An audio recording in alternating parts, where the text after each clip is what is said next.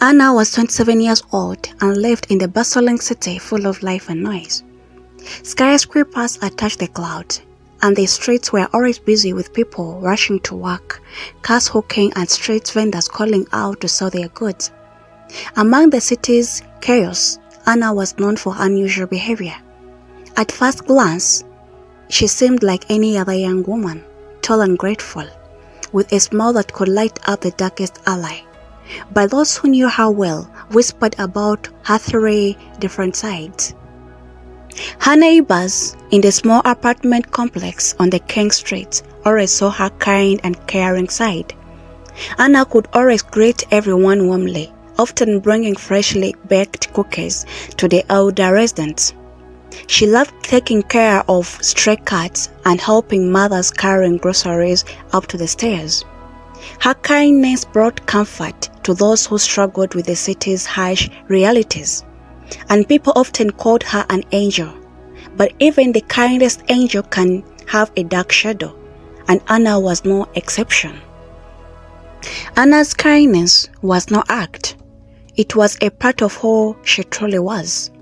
Each morning, she would wake up early, put on a flowery dress, and walk into the nearest bakery to buy bread for the hungry children who played in the alley. She spent her weekends volunteering at the shelter, reading stories to children and giving them hope that the world was a beautiful place despite the towering grey buildings around them. Her eyes sparkled with joy when she made people smile, and her heart warmed at the thought of making the world a little bit brighter. Her friends at the shelter admired her and often wondered how someone so kind and selfless would live in a city that thrived on competition and greedy. "Anna, you are too good for this place," Mrs. Jackins, the shelter's manager, would say with a chuckle. Anna would laugh and brush off the compliment, but beneath her cheerful character, there was a part of her that no one at the shelter could see. A side of Anna that was unpredictable as the city's clever changing weather. As the sun set behind the skyscrapers and the streetlights began to flicker, Anna's carefree side emerged. This side of her was wild and full of energy, always ready to chase the thrill of life. She would slip into a bright red dress, let her hair down and head to the nearest club or join a group of street performers singing and dancing under the neon lights. With laughter echoing through the streets, Anna felt free from all the worries and responsibilities. She would climb the tallest fountain and splash in the water, not caring if her laughter drew curious stares from people passing by. This carefree version of Anna was like a wind, impossible to pin down and full of surprise. Her friends from her nighttime adventure knew her as the girl who never worried about tomorrow. "Life is too short to play it safe," she would shout, spinning around the dancing floor as the music pounded. To them, she was a mystery, but no one tried to solve it. They simply enjoyed her wild spirit, never imagining that this side of Anna was a cover for something much darker. Underneath the carefree laughter and kind smiles, there was a third side of Anna, a side that no one wanted to believe existed. Later at night, when the streets emptied and shadow lurked around every corner, this side of her came out to play.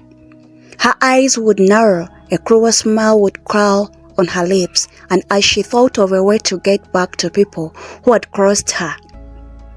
In this form, Anna was wicked, cunning, a master of twisting people's words and creating chaos.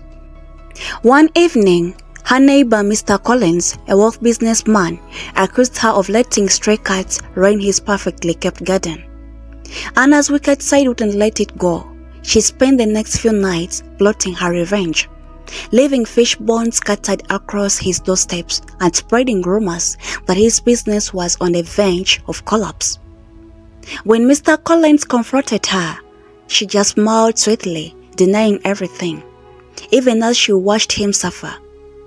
The thrill of manipulating people and seeing them fall into her traps gave her a sense of power she craved.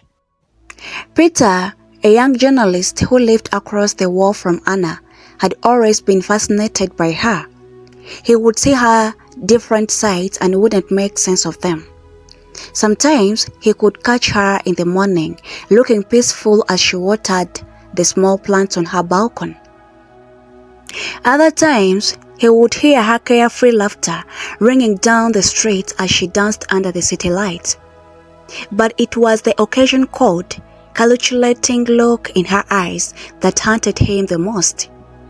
One day, Peter decided he needed to find out who Anna really was. Was she the angel the children of the shelter loved? The carefree party girl everyone admired? Or the wicked schemer who made people suffer? The next morning, the city woke with the familiar sounds of hawks' cars and street vendors setting up their stands. Anna was already awake, her apartment filled with rich aroma of freshly braised coffee.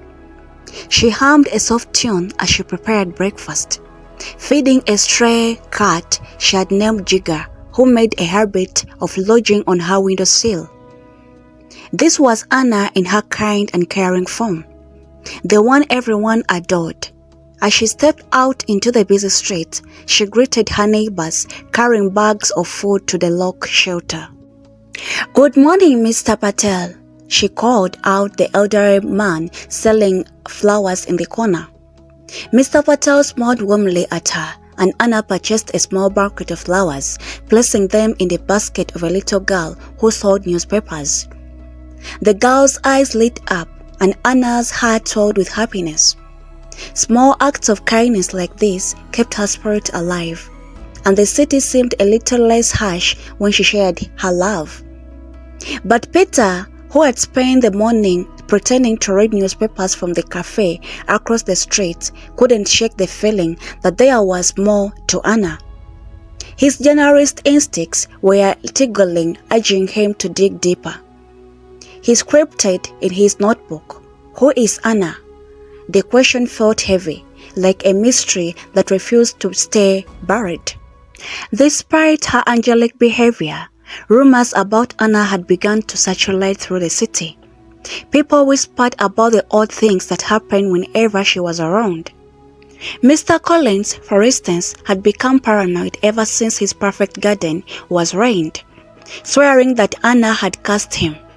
And Mrs. Lopez, the grocer, claimed that she had once seen Anna talking to herself in the backyard. Her expression twisted with hunger before transforming back into her usual sweet smile. Anna heard the whispers, but she chose to ignore them, focusing instead on her work at the shelter.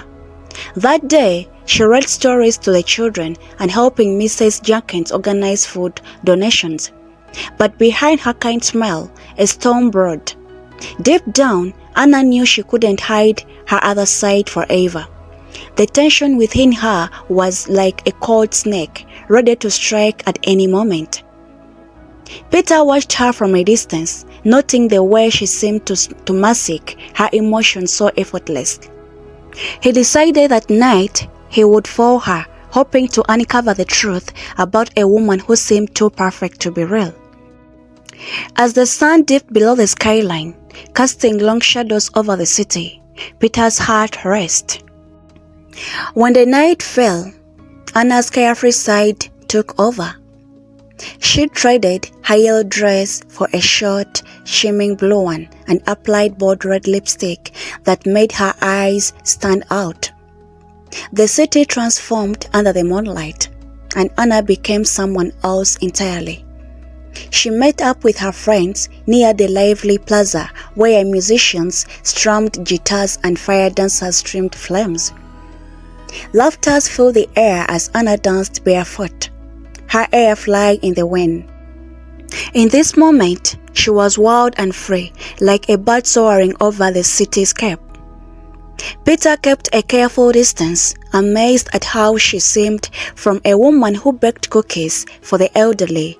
She laughed and joked with strangers, even climbing onto the edge of the fountain and trickling around like she was invisible. "Anna, you are crazy," her friend Liam shouted, but Anna only laughed harder, the sound echoing off the building. Peter was so amazed by her carefree energy that he almost forgot his mission. But when Anna's eyes caught the light in a way that made them glimmer darkly, he remembered the rumors. He had to keep on watching to figure out if this carefree version of Anna was truly how she was, or there was something lay hidden beneath. After hours of dancing and drinking, Anna slipped away from her friends. Her carefree laughter faded into the shadow as she made her way through the city back, where street lights barely reached. Peter followed, carefully not to make a sound. His curiosity grew as Anna's posture changed.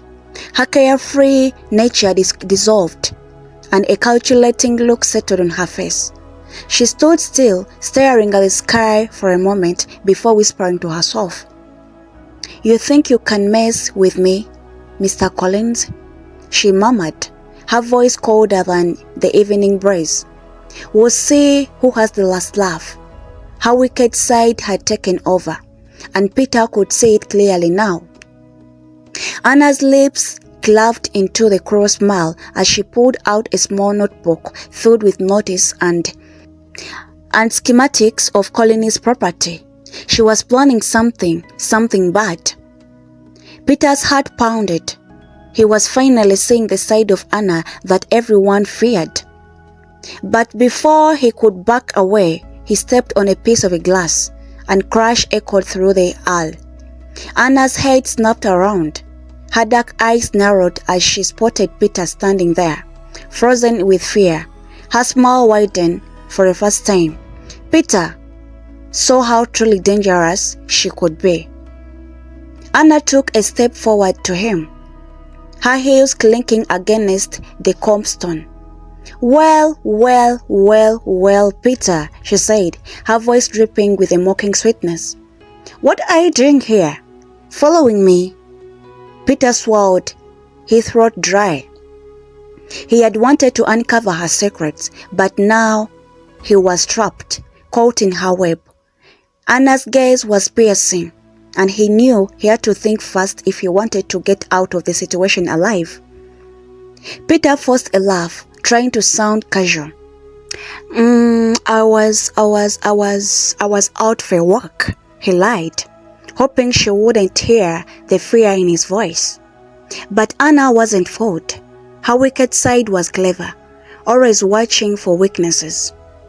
She tilted her head, her smile never reached her wide eyes. "You shouldn't wander alone at night," she said. "The city can be dangerous, you know." Peter nodded, stepping back slowly. He could feel her gaze following him, and for a moment he wondered if he would make it out of the alley unharmed. But then Anna's expression softened, and she let out a laugh that sounded almost genuine. "Relax, Peter," she said. "I'm just teasing." But he knew better. Behind her playful words lay a threat, a warning to stay away from her secrets. Peter hurried home, his mind racing. He had seen the true face of Anna, and he knew one thing for certain. He was way over his head. Peter slammed his apartment door shut, his heart still pounding from the encounter with Anna. He leaned against the door, trying to catch his breath. He had finally seen the side of Anna that everyone whispered about. The side that was wicked, manipulative, and scheming. But what could he do with this information? If he exposed her, who will believe him? Anna's kind and carefree side were so well known that people would dismiss his story as a nonsense or accuse him of trying to tarnish her reputation. Peter paced his small living room, replaying the scene in his mind. He had always prided himself on being the fearless journalist, but facing Anna's dark side had shaken him. "Think, Peter, think," he muttered to himself. He needed a proof, a solid evidence of Anna's schemes. But gathering proof meant getting closer to her, a dangerous task he wasn't sure he was ready for. He rubbed his temples, feeling the weight of decision pressing down on him. Was he really willing to risk his safety for the sake of the truth? As he sat down on his couch in his cozy apartment, his phone buzzed. It was a message from his editor at the city's newspaper. "Any updates on the big story you are working on? We are counting on you, Peter." He sighed, realizing that his career might depend on uncovering Anna's secrets. With a renewed determination, he made a plan. He would observe her more carefully, gathering evidence of her wicked deeds, and reveal the truth to the world. Little did he know he was about to be pulled deeper into Anna's dangerous world. Across the street, in her cozy yet chaotic apartment, Anna stared at her reflection in the mirror. Her eyes were tired and her hands trembled slightly. Tonight had been too close for comfort. She had let Peter see her wicked side, and she knew that was a mistake. "You have to be more careful," she whispered to herself, her voice trembling. But even as she tried to regain control, the three sides of her personality whistled within her. The kind and the caring Anna wanted to curl up in bed and forget the whole thing. She wanted to bake cookies for the elderly tomorrow and feed stray cats like she always did. The carefree Anna rolled her eyes, longing to put her dancing shoes and forget her worries at the city's hottest nightclub. But the wicked Anna smirked, her voice echoing in Anna's mind. "You can't hide from who you are," she sneered. "You have power to use it." Anna closed her eyes, feeling torn apart. Living in the city had always been thrilling, but now it felt like a prison where she was trapped with her own darkness. As she changed into her pajamas and climbed into the bed, a tear slipped down her cheek. She wondered if she would ever be free from the side of herself that fought so fiercely for control. Sleep came slowly, and when it did, it was filled with nightmares of schemes gone wrong and the feeling of being watched. The next morning, Anna woke to the sound of knocking at the door. She rubbed her eyes and stopped to open the door, only to find Peter standing there, looking nervous but determined. Her kind and caring side immediately took over, and she smiled warmly. "Peter, what's bringing you here so early?" she asked, her voice soft and inviting. But her heart raced, knowing that he had seen too much the night before. Peter shifted uncomfortably, clenching a folder full of notice. "I wanted to talk to you," he stammered. Anna stepped aside, inviting him in. As he entered, he couldn't help but notice a contrast between the warm and welcoming decor of her apartment and the cold, calculating woman he had seen last night. Anna offered him a cup of tea. Her kindness was so genuine that Peter almost doubted what he had witnessed. They sat across each other, and Peter took a deep breath. "I've been writing a story," he began, choosing his words carefully. "I need your help to understand something." Anna raised an eyebrow, her hands clasped around her steaming mug. "A story? About what?" she asked, her voice calm as she summarized. But deep down, she was bracing herself for what he might say. Peter hesitated, feeling the weight of her gaze. "It's about people who hide parts of themselves," he said slowly, his eyes searching hers for any reaction. Anna's smile fluttered for a split second, but she recovered it quickly. "That sounds fascinating," she replied, her voice steady. "And what have you discovered so far?" Peter swallowed, feeling like he was playing a dangerous game. "Not enough," he admitted, "but I plan to find out more." Anna leaned back, her expression unreadable. She could sense his curiosity, his determination. The kind and carefree side of her wanted to laugh it off, but her wicked side whispered a warning. He's getting too close. Be careful. Anna knew she had to make a decision. Would she let Peter dig deeper and risk everything? Or should she find a way to stop him before it was too late? After that afternoon, Peter left Anna's apartment.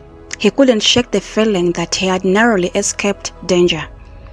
The city felt brighter, almost mocking him for being so close to unveiling the dark side of Anna. Anna watched him from her window, her smile fading. Her wicked side began plotting. She knew Peter was a threat now, and she needed to protect herself. But could she do so without hurting him? For the first time in a long while, Anna found herself questioning the path she had chosen. She walked to her kitchen, her hands trembling as she brewed another pot of tea. Her mind raced with possibilities, each one darker than the last. But then a small voice inside her spoke up, the part of her that was still kind, still full of hope. Maybe you don't have to do this, it whispered. Maybe there is another way. Anna shook her head, trying to silence it. But the thought lingered, making her question everything she had become. The next day, Anna sat at her kitchen table, sipping her tea and trying to calm her nerves. The city was buzzing with life outside, but Anna felt a heaviness pressing down on her, her mind still reeling from Peter's visit, and she couldn't shake the feeling that she was losing control of the careful, instructed life she had built. Suddenly, the bell rang, interrupting her troubled thoughts. Anna walked to the door and opened it to find a small unmarked envelope lying on the doormat. She looked around, but the hallway was empty. No one was there. With a sigh, she picked up the envelope and closed the door. Back at the table, she examined the envelope, her fingers trembling slightly. The handwriting on the infront was unfamiliar, and the envelope was sealed tightly. With a growing sense of uneasy, she opened it. Inside was a note, typed in bold letters. Be careful who you trust. Your secrets won't last hidden forever. Anna's heart skipped a beat. Her hands clenched the note as she struggled to keep her breathing steady. Who had sent this, and how much did they know? The wicked, scheming side of her wanted to lash out, to find the person who dared threaten her to make them pay. But the kind and caring side of her felt vulnerable, exposed in a way she hadn't felt in years. The carefree side of Anna wanted to brush it off, to pretend it didn't matter. It's probably just a prank, she muttered, trying to reassure herself. But deep down, she knew that it wasn't true. Someone was watching her, and they knew more than they should. With the note still clenched in her hands, Anna felt the walls of her world closing in.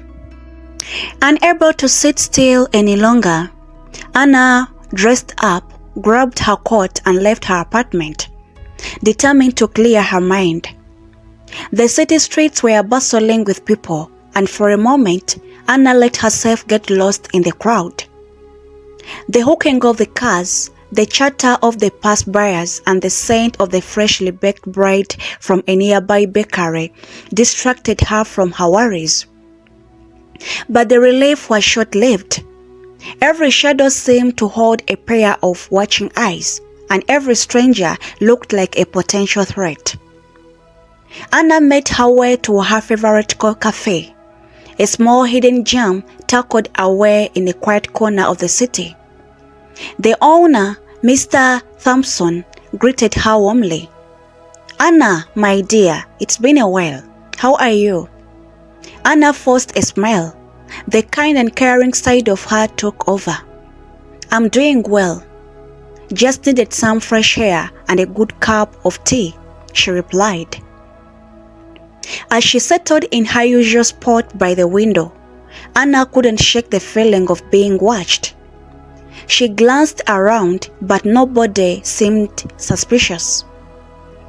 Taking a deep breath, she tried to clear her mind. Focus, she told herself. Think. Who would want to expose her secrets? Was it Peter? No. He seemed too genuine, too determined to uncover the truth the right way. But then, who else could it be?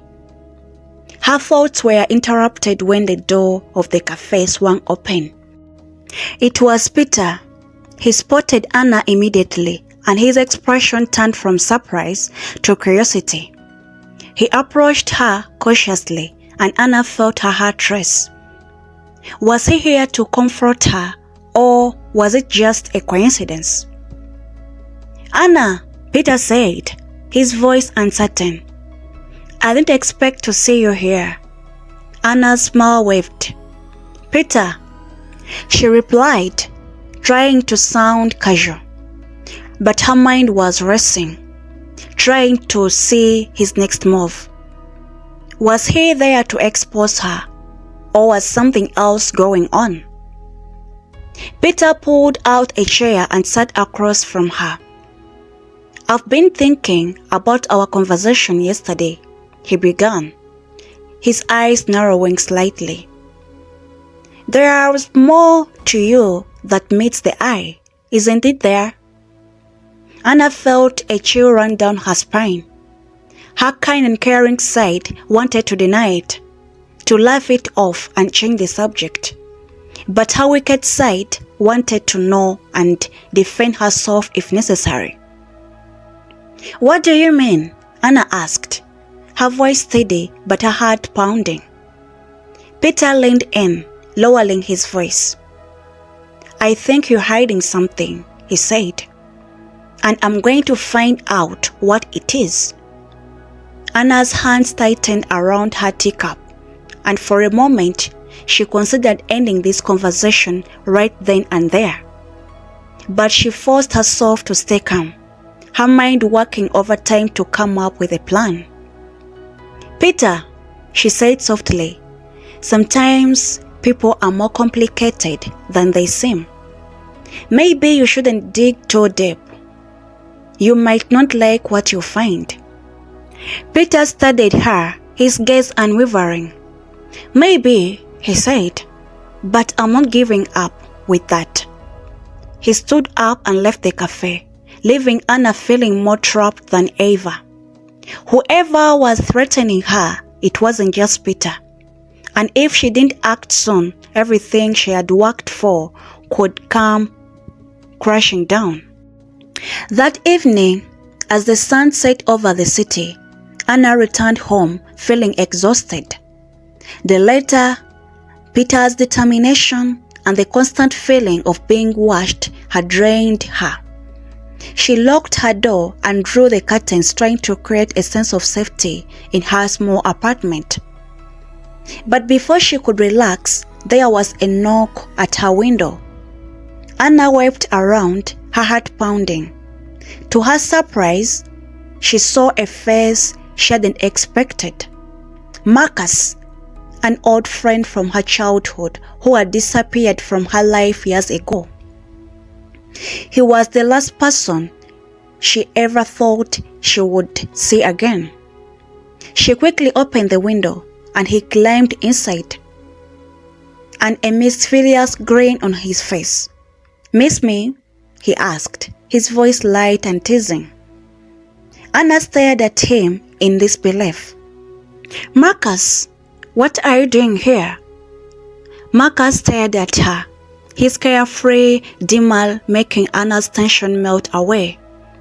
If only for a moment. I heard you were in trouble, he said, and I couldn't stay away. Anna's eyes narrowed. Trouble? How did you hear that? Marcus leaned in, his expression serious.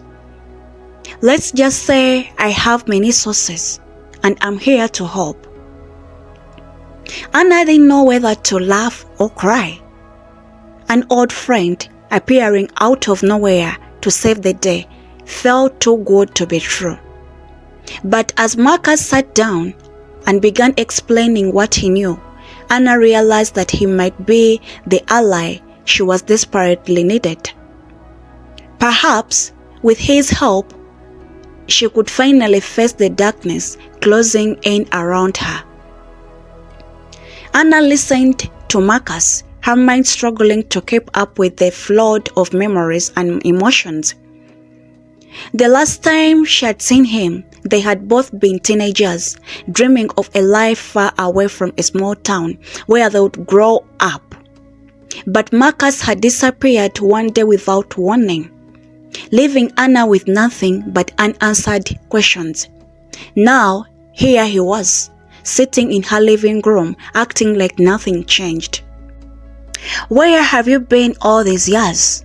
Anna asked, her voice a mixture of suspicion and curiosity. Marcus leaned back on a worn-out couch, a clench in his eyes. "Moreover," he replied with a grin, "but let's not talk about me. We need to focus on you and this mess you've gotten yourself into." He gestured to the letter still clutched in Anna's hand. That note wasn't just a random threat, was it? Anna sighed, her shoulders slumping. "No," she admitted. "It's more than that. Someone knows too much about me, and they are trying to ruin everything." Marcus's expression grew serious. "Then we'll have to find out who is behind it." And quickly, Anna was about to respond when her phone buzzed on the table. She picked it up, seeing a message from an unknown number. "Time is running out, Anna. Make a choice before it is too late." She showed the message to Marcus, who frowned. "They are getting bolder," he said. "Whoever this is, they want to scare you into making a mistake." Anna felt a wave of hunger rise within her. The wicked and scheming side of her pushing to the surface. "Well, they will regret underestimating me," she said, her voice cold and determined. Marcus raised an eyebrow, surprised by her fierceness, but he didn't comment. Instead, he pulled out a small notebook out of his pocket and flipped it open. "I've been keeping tabs on few people," he exclaimed. "I think one of them might be connected to whoever is threatening you." Anna leaned forward, her curiosity piqued. "Who are they?" she asked. Marcus listed off few names, each one familiar yet distant, like a ghost from Anna's past. People she had crossed paths in the city, and some of whom she had wronged, and others who had their own secrets to hide. Anna felt a mixture of dread and excitement. The kind and caring side of her wanted to avoid conflict, to let things work themselves out. But the wicked side was ready to confront these people, to find out the truth at any cost. And the carefree side, it was whispering for her just to let it all go, to run away and leave the city behind. But Anna knew she couldn't do that. Not now, not when the stakes were so high. She looked at Marcus, her voice steady. "Let's get to work." The next morning, Anna and Marcus found themselves standing outside the select modern office building in the heart of the city. Their first suspect was a woman named Felicia, a powerful business exclusive woman who had been once Anna's friend, and later her rival. Felicia was known for her charm and cunning, and Anna had always suspected there was more to her than met the eye. Marcus glanced at Anna. "Are you ready?" he asked. Anna nodded. though her heart was pounding. The kind side of her didn't want to cause trouble, but the scheming side was eager to comfort Felicia. Together, they entered the building, weaving through the bustling lobby and heading to the top floor, where Felicia's office was located. The receptionist, a young man with a bright smile, greeted them. "Do you have any appointment?" he asked politely. Anna's wicked side took over as she put on a charming smile. "We're old friends of Mrs. Felicia," she said sweetly. "We just need a few minutes of her time." The receptionist hesitated, but Anna's smile was disarming. "I'll let her know you're here," he said, picking up a phone. Minutes later, they were ushered into Felicia's office. The woman behind the desk was unelegant as Anna remembered, with perfectly styled hair and sharp, calculating gaze. "Anna," Felicia said, her voice cool. "It's been a while." Anna forced a smile. "Yes, it has," she replied.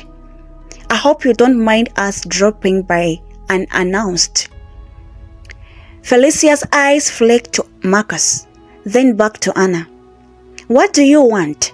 she asked, her tone revealing her impatience. Anna took a deep breath, trying to keep her emotions in check.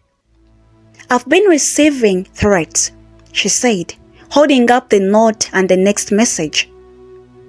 "And I think you might know something about them." Felicia raised an eyebrow. "You think I'm behind this?"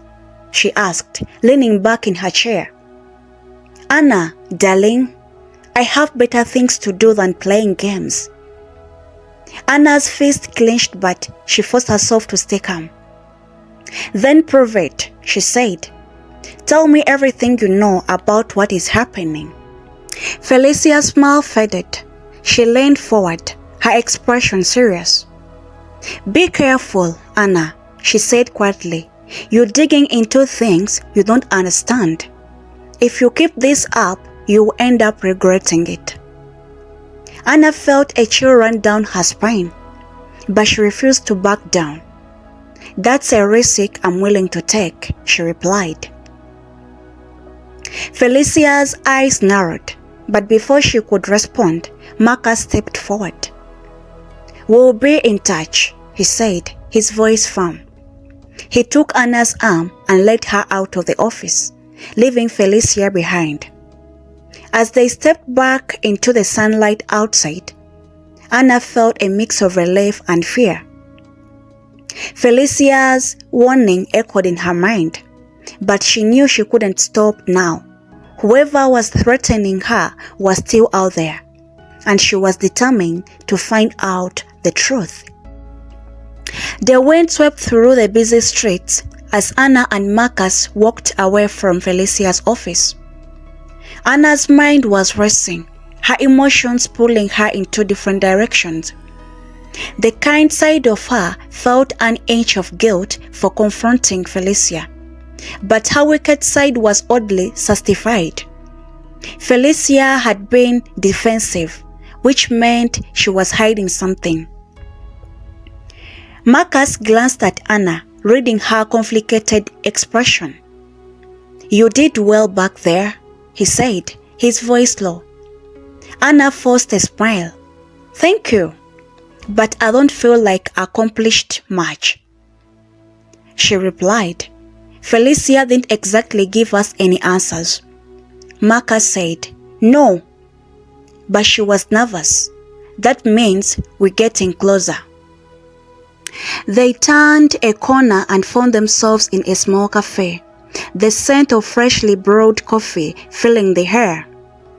Anna's carefree side whispered for her to take a break, to enjoy a simple pleasure of a warm drink and a moment of peace. But her other sides were too restless. She couldn't stop now, not when she was too close to the truth. They sat at a corner table, and Marcus pulled out his notebook. "Felicia isn't our only suspect," he said, flipping through his notice. "There is also Sebastian." Anna's heart sank at the mention of Sebastian's name. He was another ghost from her past. A wealth estate mogul who had once been a business partner with her. "What's Sebastian's connection to all of this?" Anna asked, trying to keep her voice steady. Marcus tapped his pen against the page. "You two had a falling out, didn't you?" Anna nodded. Memories she tried to bury bubbling to the surface. "We disagreed over a big project," she admitted.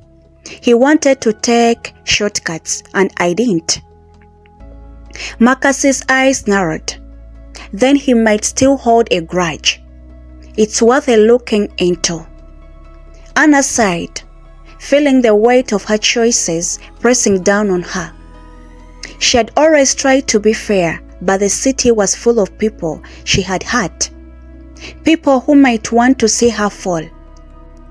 The kind side of her wished she could make amends, but the wicked side whispered that she needed to be strong, to keep fighting no matter what. Before they could plan their next move, Anna's phone buzzed again. She picked it up, her heart skipping a beat. This time, the message was a video. She pressed play, and her blood ran cold. The footage showed someone sneaking around the outside of her apartment building, their face hidden in shadows. The person was leaving something behind, a small box that looked dangerously out of place. Marcus leaned over, watching the video with a grim expression. "We need to get back to your place," he said. Now Anna didn't argue. They paid for their drinks and hurried out of the cafe, waving through the crowded streets. Anna's pulse was racing, fear mingling with hunger. Whoever was doing this was getting bolder, and she was tired of feeling helpless. When they reached Anna's apartment, Marcus motioned for her to stay back. "Let me check out first," he said, his voice firm. Anna wanted to urge, but the kind side of her knew he was just trying to protect her. She watched as Marcus approached the entrance, his movements cautious and deliberate. After a few minutes later, he returned holding a small box in his hand. "It's not a bomb," he said, his voice heavy with relief. "But there is something inside." He opened the box, revealing a single white chess piece, a queen. Anna's heart pounded. The message was clear. Someone was playing a game with her, and she was their queen. Marcus's jaw tightened. "This is more than just a threat," he said. "It's a challenge." Anna felt a spark of determination ignite within her. The wicked side of her was ready to rise the challenge and outmaneuver whoever was behind this. But the kind side reminded her to be careful, to think before she acted. "Then, let's play," Anna said, her voice steady. Marcus nodded, a hint of admiration in his eyes. "We'll find out who's pulling these strings," he promised, "and we'll make them pay." That evening, Anna sat alone in her apartment, the chess piece still in her hand. The city lights littered outside her window, casting a long shadows across the room. Her mind was whirlwind of emotions, each side of her battling for control. The carefree side wanted to laugh and leave it all aside, but the wicked side was focused, calculating, and ready to strike. Her phone buzzed once more, and she hesitated before picking it up. This time the message was different. It was an invitation. Tomorrow night, the grand estate, come alone. The truth awaits. Anna's fingers tightened around the chess piece. The grand estate was a luxurious mansion on the outskirts of the city, a place she knew well. She had attended many parties there back when her life had been simpler, before all the secrets and the lies. Marcus called her a moment later. "Did you get the invitation?" he asked, his voice tense. Anna nodded, even though he couldn't see her. "Yes, I've received it. They want me to go alone." Marcus sighed. "It's a trap," he said. "You know that, right?" Anna swallowed hard. "I know," she replied, "but I have to go. I need to find out who is behind this." Marcus was silent for a moment. "Then I'll be nearby," he said finally, "watching your back." Anna felt a surge of gratitude, the kind side of her relieved to have someone she could trust. "Thank you," she whispered. Marcus's voice softened. "We'll get through this, Anna, I promise." After hanging up, Anna set the chess piece on her desk and stared at her reflection in the window. Her three sides were all present, all fighting to be heard. The kind side of her wanted to protect her friends, to end this peacefully. The carefree side wanted to throw caution to the wind and enjoy the thrill of the chase. And the wicked side, it was ready for the battle, ready to confront whoever dared to challenge her. Anna took a deep breath, her resolution hardened. Tomorrow she would face the truth, and no matter which side of her emerged victorious, she was determined to win. The grand estate stood in front of Anna like a giant looming figure. The tall iron gates cracked as they slowly opened, welcoming her into a dimly lit grounds. The mansion was even more intimidating in person, with its towering spires and grand, dark windows. Anna's heart beat faster with every step she took towards the entrance. The kind side of her was filled with worry, urging her to turn around. But the wicked side was calm. It's like it was waiting for this moment to come. She walked up to the long path, her footsteps echoing in a quiet night. The mansion's front door opened before she could reach it, and the man in a black suit stood there, his face hidden in shadows. He didn't speak, only gestured for her to enter. Inside, the house was opulent and cold. The walls lined with paintings of people she didn't recognize. The chandeliers above cast aerial light on the marble floors, and Anna shivered despite the warmth of the room. She was alone. "Welcome, welcome, Anna," a voice said from behind her, smooth and cold. Anna turned quickly, her heart racing. Standing before her was Sebastian, the wealthy estate mogul she had once trusted. His presence seemed to fill the room, and his smile was chilling. "What is it?" Anna demanded, trying to keep her voice steady, though her hands were trembling. "Why am I here?" Sebastian's eyes gleamed with something dark, something she hadn't seen in him before. "You've been playing a game, Anna, but now it's time to take it to the next level." Before she could respond, the lights in the room flickered, and a soft laugh echoed in the distance. And Anna felt like The hair on her back was standing up. It wasn't just Sebastian in this house. There were others watching her from the shadows. You didn't think it would be that easy, did you? Sebastian continued, his voice low and mocking. You've hurt too many people, Anna. You need to face the consequences. Anna felt the weight of his words. The kind side of her was crying out in remorse, wishing she could undo the wrongs of her past. But the wicked side pushed back, insisting that she wasn't the villain in this story. She was simply trying to survive. What do you want from me? Anna asked, her voice now steady. Sebastian took a step closer, his eyes gleaming with amazement. I want you to make a choice, a final choice. The doors of the room slammed shut, and Anna's pulse quickened. She was trapped. What do you mean, a choice? She asked, her voice trembling slightly. Simple, Sebastian replied. His smile widened.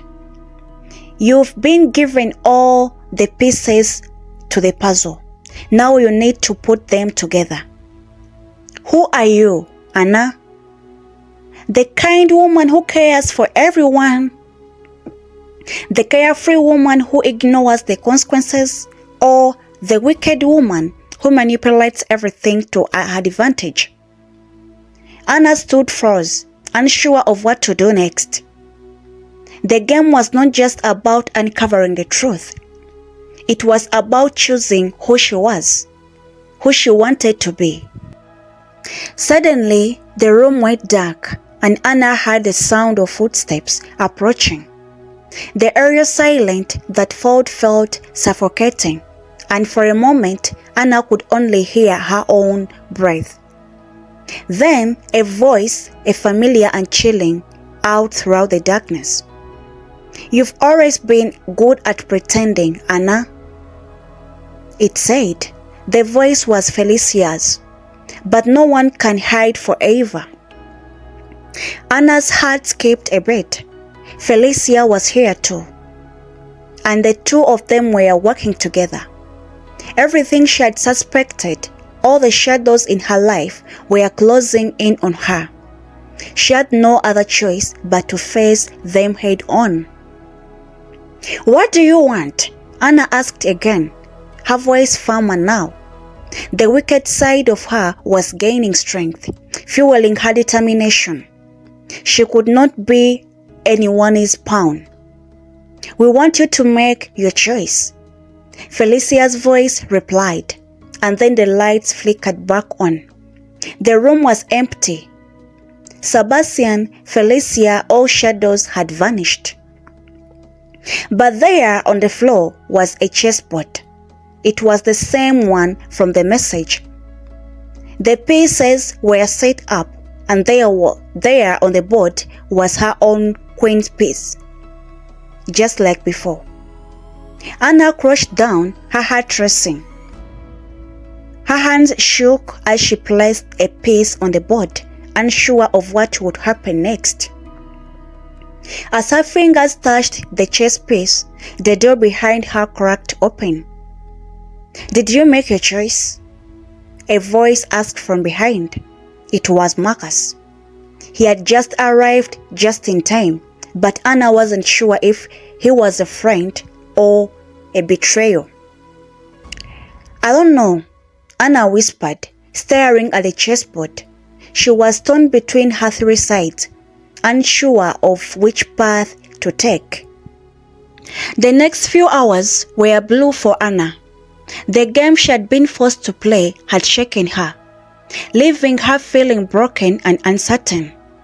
The city outside seemed distant now, as if the world had turned upside down.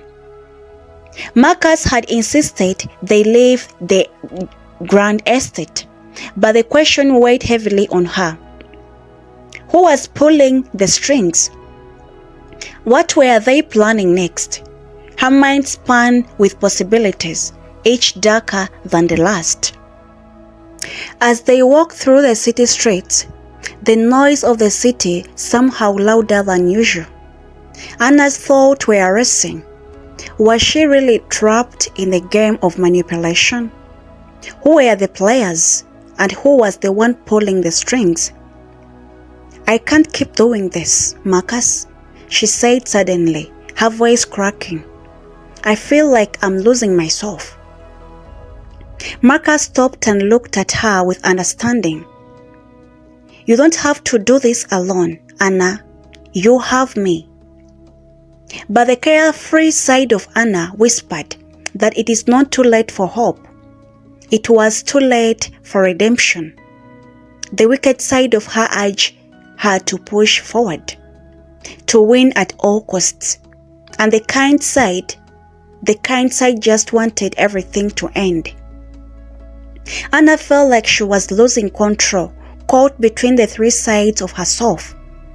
The clock was ticking and knew that soon someone would make their move. She didn't know whether she was ready for it, but she had no choice. They arrived at her apartment building, and Anna stood at the door for a long moment. She was at crossroads, the piece of her past and the future scattered like the chess pieces. Each side of her wanted to take the lead, to make the final choice. But Anna knew one thing for sure: the game was far from over. The night felt colder as Anna stepped inside her apartment, the familiar space now feeling more like a cage. She closed the door behind her, and the sound of lock clinking echoing in her mind. The stillness of the apartment made her feel more alone than ever. She sank onto the couch, her mind spinning. The three sides of her, kind, carefree, and wicked, clashed inside her, each one fighting for control. Her phone buzzed on the coffee table. It was a message from Marcus. "I'm here for you, no matter what. Don't let them win." Anna stared at the message, her eyes blurred with tears. She could feel the weight of the decision pressing down on her. The kind side wanted to reach out to Marcus, to trust him, but the carefree side told her to let it all go and live in the moment. The wicked side of her, however, told to manipulate the situation to her advantage, because that's how she had always survived. The past few weeks had been a whirlwind of her emotions and betrayals, her past choices haunting her, and now it seems like everything was coming to her head. The people she had once trusted, Felicia, Sebastian, Marcus, were all playing their own games. She was just a pawn in theirs. But tonight, she could take control. Anna stood up and walked over to her window, looking out at the city below. The lights twinkled indifferent to her in a turmoil. She took a deep breath. It was time to decide who she really was. The next day, Anna received an unexpected knock at her door. When she opened it, her heart skipped a beat. Standing on the doorway was Felicia. Her eyes were cold, but there was something different in her expression. Something almost pleading. "Can we talk?" Felicia asked, her voice softer than Anna had ever heard. Anna hesitated. The last time she had seen Felicia, things had ended badly, but she couldn't deny the curiosity in her. She stepped aside, allowing Felicia to enter. Felicia sat down on the couch, her eyes scanning the room before settling on Anna. "I know you don't trust me," she began, "but I need you to listen. Things are more complicated than you think." Anna's heart raced. "What do you mean? What's going on, Felicia?" Felicia sighed, running a hand through her hair. "Sebastian is not just playing with you. He has been using both of us to get what he wants. You're not the only one caught in his game. He's been manipulating me too. Anna stared at Felicia, disbelief flooding her. So you're telling me you've been working with him all this time? Felicia shook her head, her voice trembling. I didn't have a choice, but I want out. I can't keep doing this anymore. I think you're the only one who can stop him. Anna was stunned. Her mind was racing as she tried to make sense of Felicia's words. Was this another one of Sebastian's tricks? Or was Felicia truly sincere? We don't know that. I don't know if I can trust you, Anna whispered, her voice barely audible. Felicia's eyes softened. I don't expect you to trust me right away, but please think about it. We can end this together. Anna didn't answer immediately. She turned away, her thoughts consumed with the possibilities. Could she really trust Felicia, or was this another attempt to manipulate her? Suddenly, the phone rang, breaking the tension in the room. Anna's heart skipped a beat as she picked it up. The call ID was blocked. Hello, she answered curiously. A voice on the other end chuckled. Anna, I see you've been busy, but remember, no one can escape the game. It was Sebastian. Anna's heart pounded in her chest. He had been watching her, pulling the strings from the shadow. This was his warning. You think you can stop me? He continued, his voice darker and mocking. You've already made your choice. There, no going back. The line went dead before Anna could respond. She stared at the phone, her mind racing. Was this the end of the road? Had she already lost? Felicia's voice broke through her thoughts. We have to act now, before it is too late. Anna turned to her, her eyes filled with uncertainty. What do we do? Felicia stood up, determination in her eyes. We confront him head on. We take the game out of his hands. Later that night, Anna and Felicia stood outside the gate of Sebastian's mansion. The dark, imposing structure seemed even more menacing in the moonlight. This was it, the final showdown. I'm scared, Anna admitted, her voice shaking. Felicia turned to her with a fierce look in her eyes. I know, but we're doing the right thing. We're taking back control. The gates cracked open and they walked down the long, winding path towards the mansion. Anna's mind was full of doubts, but she pushed them aside. She couldn't afford to be weak now. She had to face Sebastian and end this once and for all. As they approached the front door, it swung open, and Sebastian stood there, waiting for them. His expression was calm, but his eyes gleamed with unsettling confidence. You've come, he said, his voice almost welcome. But you're too late. The game has already been won.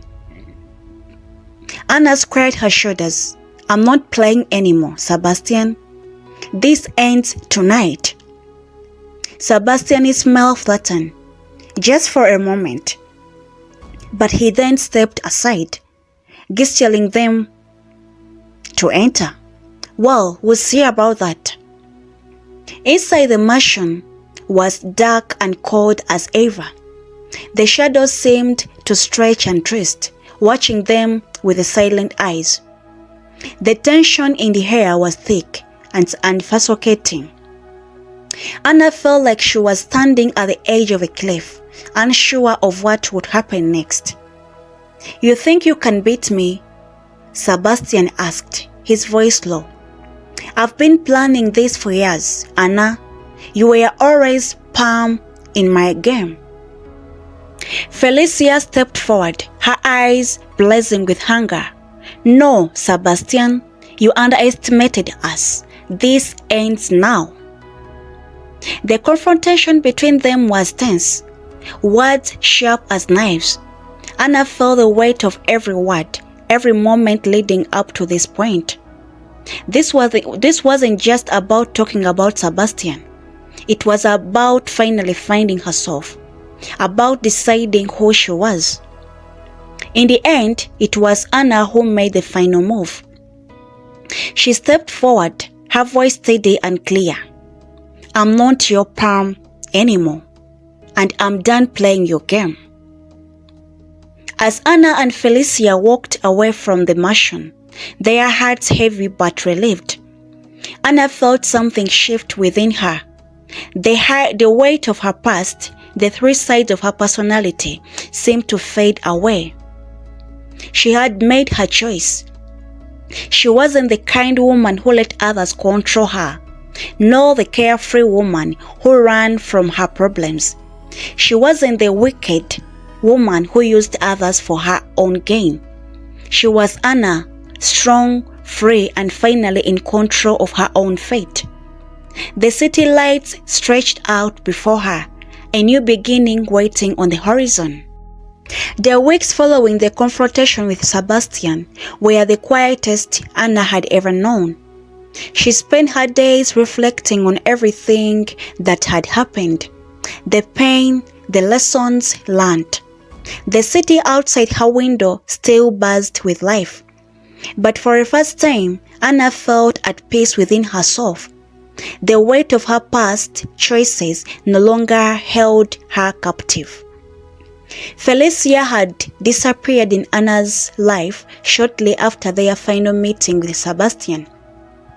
Anna wasn't sure where she had gone or if they would ever cross paths again. But she knew one thing for a certain: Felicia's decision to stand by her side made all the difference. They had stopped Sebastian, and in doing so, they had reclaimed their power. Anna now spent her days volunteering at a local charity, helping children and families who were struggling. Her kindness and caring side had taken center stage, and for the first time, she felt fulfilled. Every day was an opportunity to do good, to use the lessons from her past to make a positive impact on others. Months passed, and the life of Anna continued to be full of both challenges and good things. She had started a new project, a charity to help young women who were lost and searching for their own path. She used her experience, the pain, the mistake, the growth to guide them, to show them that they too could choose their own path in life. Anna had learned that she wasn't just one person, but a mix of many sides, kind, carefree, and even wicked at times. But she had to understand that the key of living a full life was to embrace all of herself, to forgive her past and move forward with the strength and compassion. Thank you so much for watching. Thank you so much for reaching this far. This is the end of our story, but leave something in the comment section. Just let me know what you think of it, and please subscribe if you have not yet subscribed to this channel. Bye bye. See you in my next video. I love you all.